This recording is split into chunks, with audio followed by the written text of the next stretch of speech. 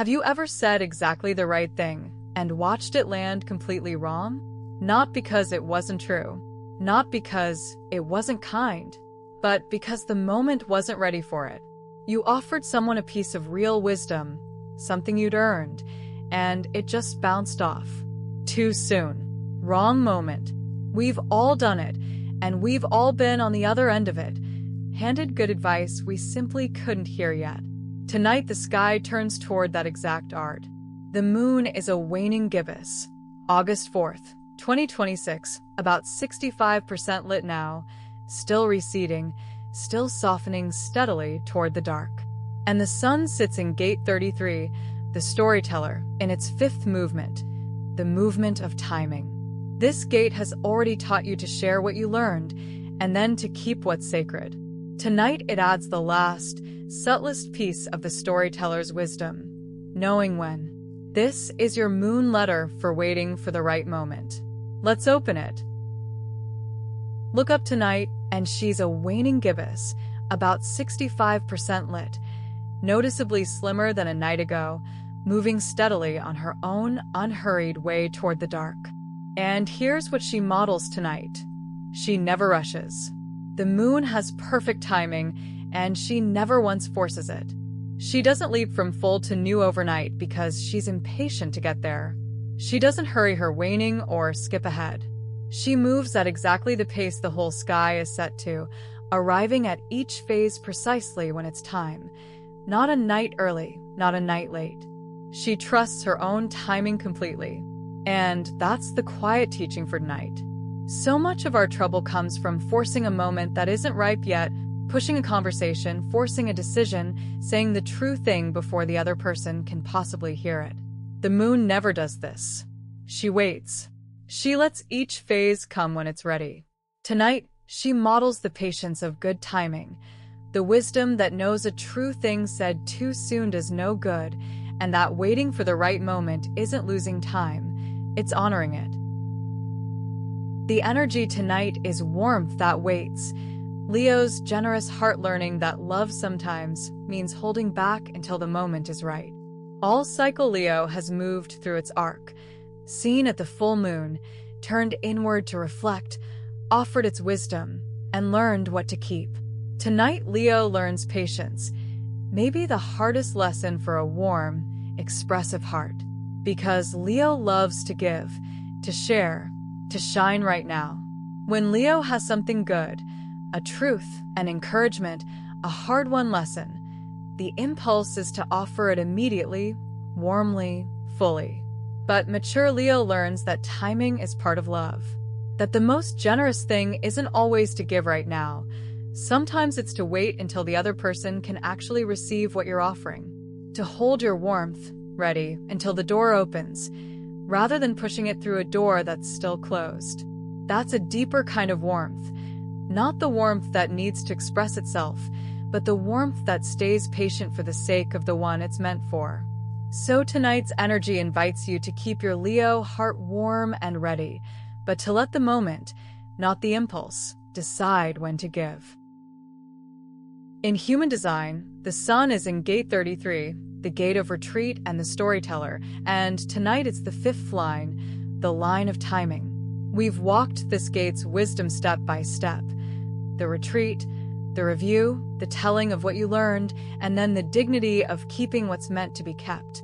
Tonight, the fifth line adds the masterstroke that makes all the rest actually work, timing. Because you can know exactly what to share and exactly what to hold, and still get it wrong, if you offer it at the wrong moment. The fifth line of any gate carries the theme of the practical, the universal, the one others look to, and here it means the storyteller who has learned that the story only lands if it's told at the right moment. This is the wisdom of the person who can feel when a moment is open and when it's closed, who knows that the same words that would heal someone next month would only wound or bounce off today. It's patience as a skill, not just a virtue, reading the readiness of the moment, in yourself and in the other, and waiting for it. R.A. called this line's shadow forgetfulness, losing the thread, missing the moment by drifting. But its gift is precise, generous timing, holding your truth, fully formed and ready, until the exact moment it can be received. So Gate 33, fifth line, completes the storyteller almost fully tonight. Not just what you tell and what you keep, but the patient art of when. So let's understand why timing decides whether truth actually lands, why the same true words can heal in one moment and bounce off completely in another. The first reason is simple and a little humbling. The same words heard too early just bounce off. You can say something completely true, completely kind, perfectly worded, and if the person isn't ready, it doesn't go in. It hits a closed door and falls to the ground. Not because it was wrong, but because readiness, not rightness, decides whether a truth can enter. We've all had the experience of hearing advice years too early, nodding politely while none of it landed, and then, much later, life taught us the exact same thing, and suddenly it was obvious. Same truth, different moment. Everything changed. The second reason follows from that. A person has to be ready before wisdom can enter. There's a readiness that has to exist on the receiving end, a certain openness, a question already forming, a bit of soil turned over and waiting. Wisdom is a seed, and a seed needs prepared ground. Drop it on hard pavement, and it does nothing, no matter how good the seed. Part of loving someone well is sensing whether their ground is ready, and if it isn't, having the patience to wait rather than scattering good seed on stone. The third reason is one we have to be honest about. When you force it, you're often speaking to be right, not to help. Notice the urge to say the thing now, whether or not they can hear it. Often that urgency isn't really about them. It's about us. About being right, being heard, discharging our own discomfort, getting the satisfaction of having said it. But if the goal is genuinely to help, then the other person's readiness matters more than our urge to speak. Real helpfulness is willing to wait. The need to say it now is usually about the speaker. The willingness to wait is about the listener. And the fourth reason reframes patience entirely. Waiting isn't weakness, it's respect for the other person's readiness. We sometimes feel that holding back is passive, cowardly, a failure to speak our truth. But there's a version of waiting that is the opposite of weak. It's a deep respect for another person's process, their timing, their right to arrive at things when they're ready rather than when we're ready to tell them. That kind of patience honors the other person as a whole human being with their own unfolding, not a problem for us to fix on our schedule. Good timing, it turns out, is one of the most respectful forms of love there is. So, if timing matters this much, the practical question is, how do you actually read the right moment? How do you tell ripe from unripe? Here are 4 honest signals. First, notice whether they're asking or you're just wanting to tell. This is the cleanest test there is. Is there an actual opening, a question, a request, a genuine turning toward you, or is the impulse coming entirely from your side? When someone asks, even indirectly, the door is open.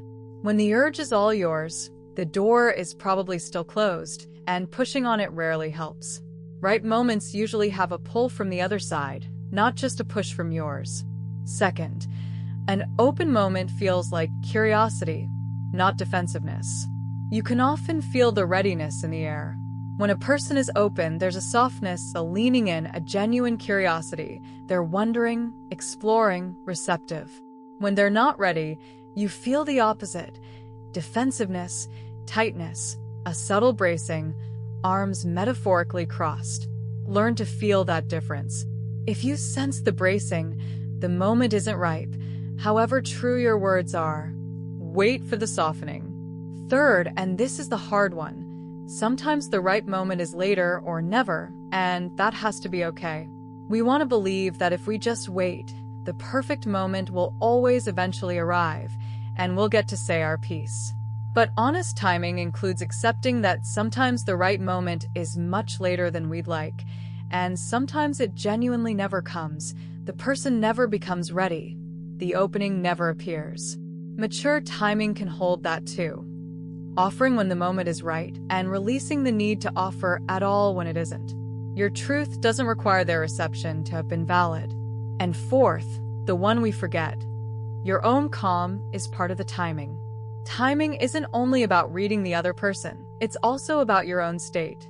If you're activated, urgent, charged up, needing to be heard, that's usually a sign the moment isn't ripe on your end either.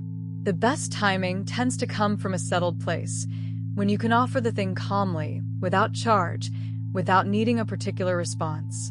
So part of waiting for the right moment is waiting for your own steadiness, because a truth offered from calm lands completely differently than the same truth flung from urgency.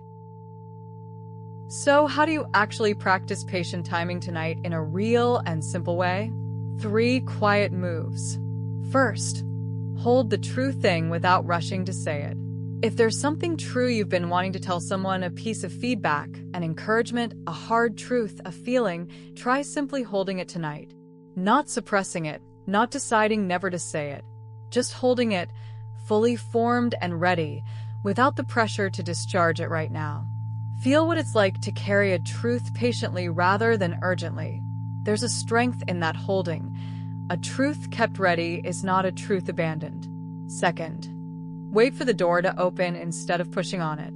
Instead of engineering a moment, forcing a conversation, creating an opening by force, practice waiting for a natural one. Watch for the actual door.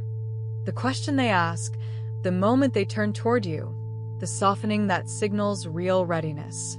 Let the opening come to you rather than manufacturing it. You'll be surprised how often, when you stop pushing, the right door eventually opens on its own, and how much better things land when they come through an open door rather than a forced one.